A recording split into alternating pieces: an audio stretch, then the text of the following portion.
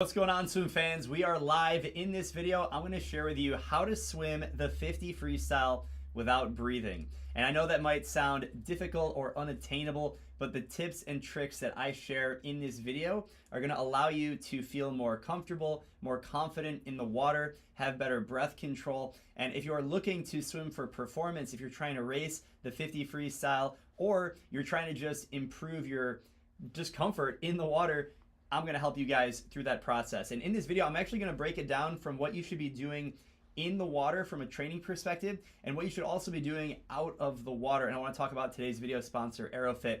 But first, we need to understand the why behind all of this. And oh yeah, by the way, we are actually live. So sometimes people don't believe we are live for this. So if you want to leave your comments in the live chat at the end of the video, I'm actually going to go through the live comments. I'm going to put them on screen and I'm going to answer your questions one by one. We have about 30 minutes, so we're going to go ahead and get right into it as to why this is important. If you're trying to swim the 50 freestyle without breathing, or maybe even one breath or two breaths, or maybe you want to reduce from 5 to 4 or 3, whatever your number is, there's a few different reasons why this is actually important. So the first is what I believe the most important. It's to improve your comfort in the water. And when we swim, we want to enjoy this experience. And it's so amazing being in the water. It's a medium that is 800 times more resistive than air. And if you're not comfortable, well, that's no fun. So you want to be comfortable. So by improving your breath control and your capacity, you're actually going to be more comfortable in the water. And what's really, really exciting is once you get comfortable, and if you're a beginner swimmer, this really applies to you the most, you get comfortable, well then, now that allows you to swim more efficiently. Because when you swim more efficiently, then you can swim faster. But you can't do that unless you're comfortable in the water first. So step number one, why this is important, is you have to actually be comfortable in the water. Once you're comfortable in the water, you can start to improve your efficiency. You can be more confident when you push off the wall. You're not gasping for air. You can go from breathing, three times in a 25-meter sprint to only breathing twice. And then the third most important part as to why this matters, it will actually improve your performance, because when you swim, if you take a lot of breaths, it can actually slow you down. I know it's really counterintuitive. It's like, you take a breath and it makes you slower. And the reason why breathing in freestyle makes you slower, even though you're getting this new oxygen in your system, it makes you slower because it's changing your stroke mechanics. You can actually move your arms faster. You can have a higher tempo, more power if you just keep your eyes looking down at the bottom of the pool.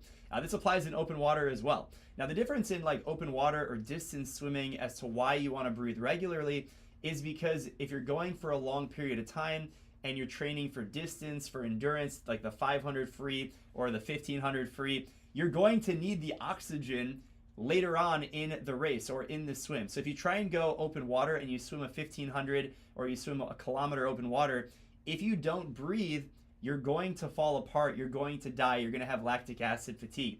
However, the title of this video is the 50 freestyle. So we're really focusing on shorter distances, and that's why it's so important to have good breath control, to have capacity, and all that good stuff. So let's go ahead and get right into it. But first, actually, let me give some shout outs to the hardcore fans. I know we have some peeps here. Let me go ahead and put the comments on the screen.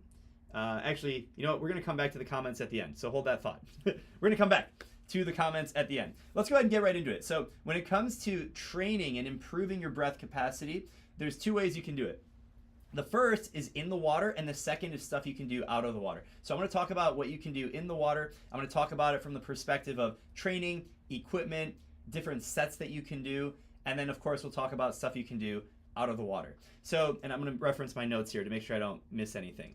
So in terms of in-water training, the most important is actually what I believe is workout construction.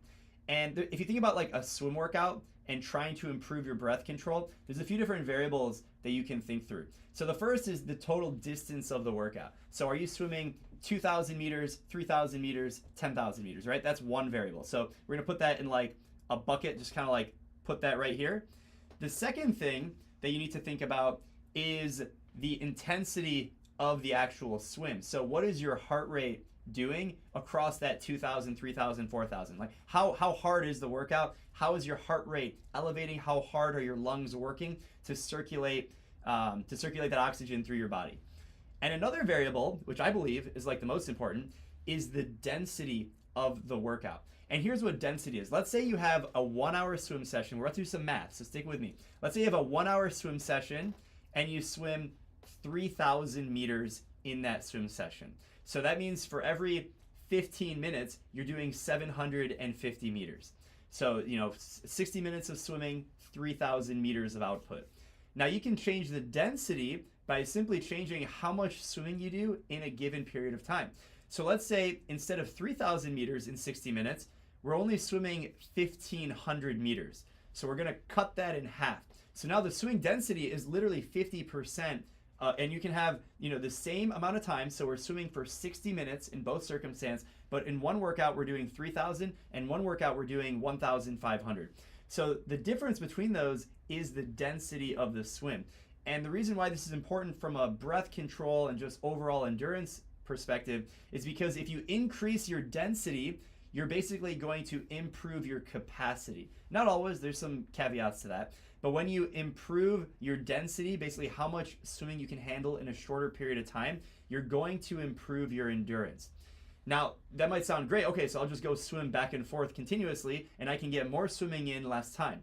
And that's not the answer, because you do need the workout structure. So if you're looking for that workout structure, of course, the MySwimPro app can do that for you. We have training programs. Make sure you check it out for iPhone and Android. We'll get you started on a training plan. And that's why it's important to follow a structured plan, because you don't have to think about any of the stuff that I'm talking about.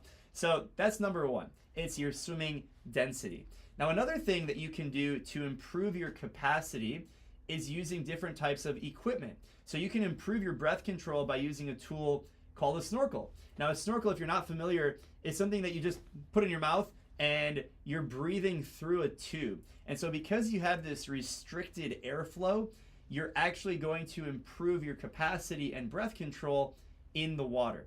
So it's really important to think about that from the perspective of, how do I improve my breath control? Well, you can simply add this tool to your training, and it helps you improve your technique because you don't have to worry about turning your head to breathe.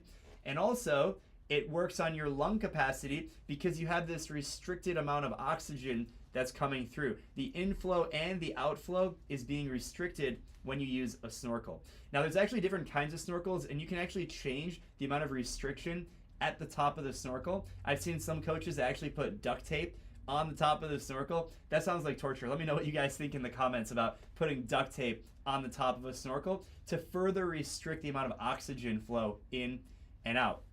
That's pretty crazy. So they actually have tools that you can put on top of a snorkel that allow you to restrict and vary the amount of oxygen. And so that's just another method of training that allows you to improve your breath capacity. So if your end goal is to swim the 50 freestyle with no breath, or one breath, or two, or three, whatever your number is, doing this from a few different perspectives is really important. So you can do it from the swimming density perspective I already talked about. We can do it from the equipment perspective, which is adding in something like a snorkel. And then the one that you guys are probably thinking is, well, what set do I actually do to improve my lung capacity so I can do a 50 no breath? I'm gonna just speak orally a few different sets that you can think about. And even if you're not writing your own workout, or you're following workouts in the MySwimPro app, or you're on a team, something like that, just having this in your mind, understanding the strategy of how to improve your lung capacity so you can do a 50 freestyle in no breath, or one or two or three, whatever breaths you take. That's what's important. So here's an example of set that we actually used to do in college, and I really enjoyed it. It was really difficult, but I did enjoy it. So we would do 10 50s freestyle, and we would go 2 rounds. And here's how it would work. So imagine we're only going to talk about 5 50s. So forget about the fact we did it 2 rounds. Here's how 1 round actually works. So on the first 50, you're going to take 3 breaths, and you coordinate it so that way, I'm sorry, you take 4 breaths, my bad. So you take 4 breaths on the first 50. So you take 2 on the way down in a 25 distance pool, take 2 on the way down, 2 on the way back. And I think we did the interval on the 105. So that's the first 50. The second 50, you only take 3 breaths. Then on the third 50, you take 2 breaths. And then on the fourth 50, you only take 1 breath. And then you guessed it, on the final 50, you're gonna take 0 breaths. Now that might sound really difficult and you think there's no way I can do that. I need to do that on like the 2-minute interval. Otherwise there's no chance I can do it in no breath. And that's okay. The interval can change. That's one variable. Remember swimming density. Another variable is just how many breaths you take. So maybe instead of starting with 4 breaths on that first 50, you're going to start with 6 breaths. So you take 3 breaths on the way down and then 3 on the way back. And then the second one, you take 5, 4, 3, 2, and you come down to 2 or 1. Or you start with 10 breaths. So you take 5 on the way down, 5 on the way back. But the idea is you set a baseline and you want to do that 2 or 3 rounds. I think 2 is good. So you do 10 50s and maybe you do them on the minute, the 110. Whatever interval you do and however many breaths you take, that's your benchmark. And then in a week, you will have expanded your capacity by doing that set. You learn to calm yourself down, to relax in the moment. And then you can drop the interval or you can drop the number of breaths you take. I actually recommend you drop the interval first so that way you can get comfortable doing the same number of breaths on 2 rounds, so 10 50s total. And then on the next time you do it after a few weeks, then you actually drop the number of breaths that you take. And it'll be very difficult and you might have to bump up the interval, but you're taking less breaths. So that's just one example of a set that you can do that actually trains your body to swim without breathing. You know, we already talked about using a snorkel. You can use other equipment with a snorkel. Maybe that's fins, paddles, but you should basically train your body to get comfortable. Remember, we talked about comfort as a very important component here. You want to be comfortable swimming with less oxygen. And the only way you can do that really in the water at least is by training to be able to do that. And you don't want to get in a pattern where you think I have to swim a 50 sprint without breathing in training if I want to do it in competition. You should be able to do that, but you need to build a progression to get there. And a lot of swimmers actually forget about that progression, and it's really important that you don't forget about it because it's how you improve over time that really matters. It's building that consistency and that progression.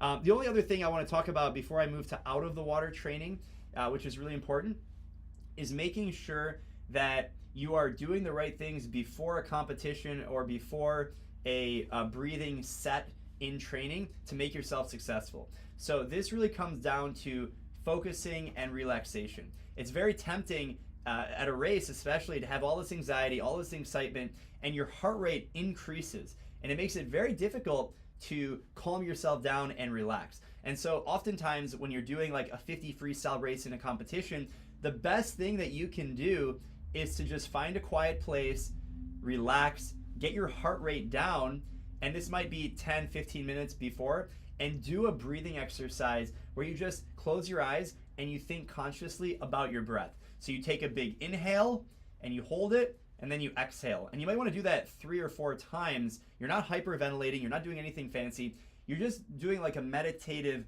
relaxation to get your body relaxed and to get your lungs expanded. Now you should have already expanded your lungs in the warm-up of the competition or in the warm-up of the workout that you're doing. But sometimes we forget that if you want to have that high level of performance, you have to do it from a state of relaxation. You can't do it from a state, it's very difficult to do a 50 freestyle when your heart rate is maxed out and you have all this adrenaline.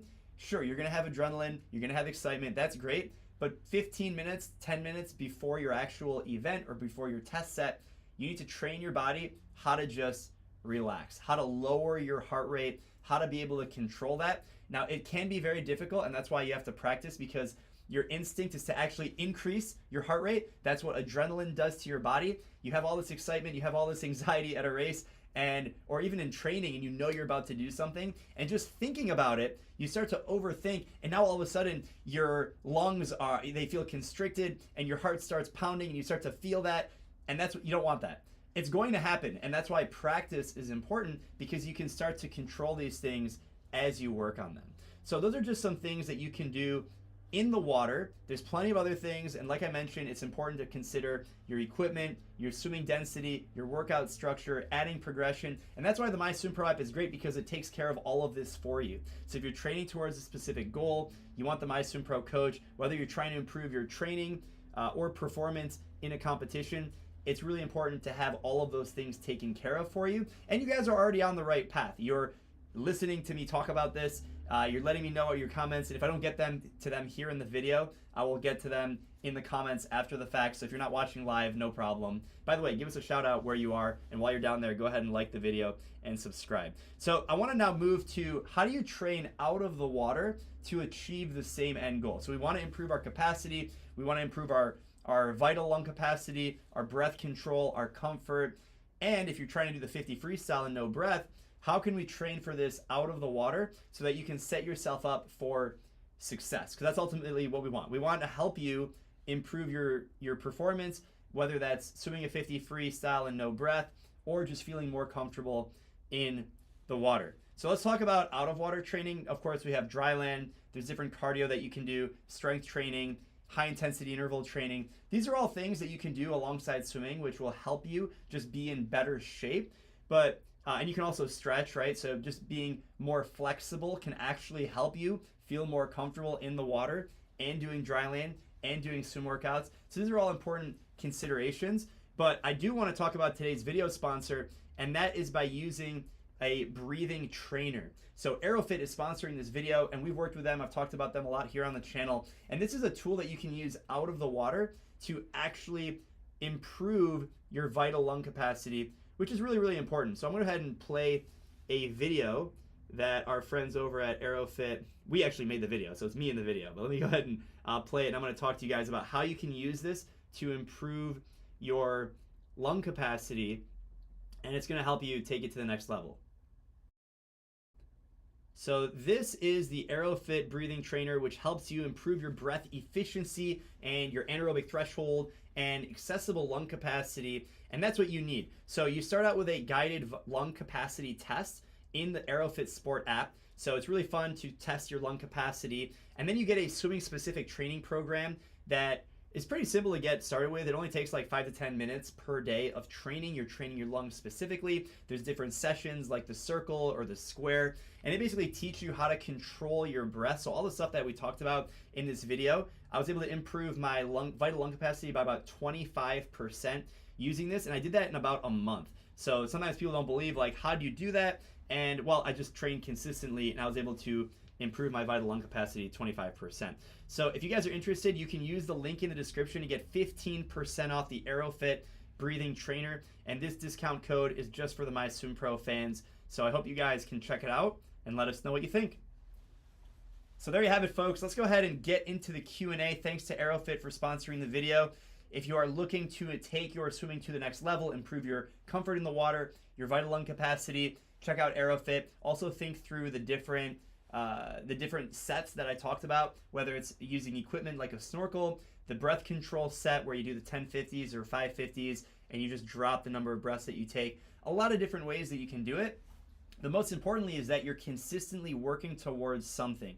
The MySwimPro app helps you with that because it guides you through it set by set with the Apple Watch, with a Garmin, having the workout plan, having the coach's notes, the drills, all that stuff is there and available to you. Now let's go ahead and get into the Q&A. I want to make sure you guys are getting, actually I might have to pull it up from somewhere else. That's the beauty of doing something live, right? All right, here we go. Let me go ahead and pull it up here. Let me know what questions you guys have down below. Well, that's me. Let me have you guys. I improve my underwaters without getting tired because I always breathe. Yeah, that's a good question. I mean, when it comes to improving your underwaters, that actually ties into lung capacity as well, because if you're not consistent in training, you're not going to be able to improve your underwaters. You know, the underwater is like the 5th stroke in swimming. So if you want to swim faster in literally every stroke except for breaststroke. Breaststroke is your pullouts, actually, so you want to improve your pullouts.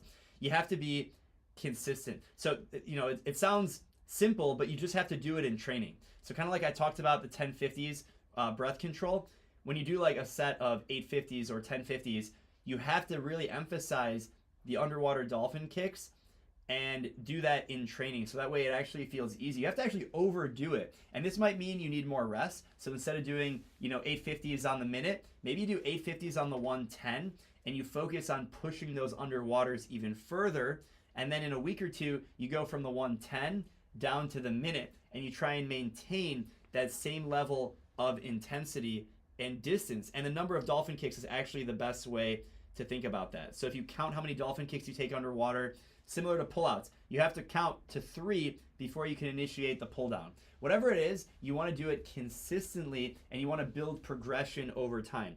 As you get better, that's what you got to do. All right, so I'm having some technical difficulties on the screen, so I'm actually going to do this old school, and I'm going to pull your guys' questions. I see myself right here. We're going to do the questions here in real time.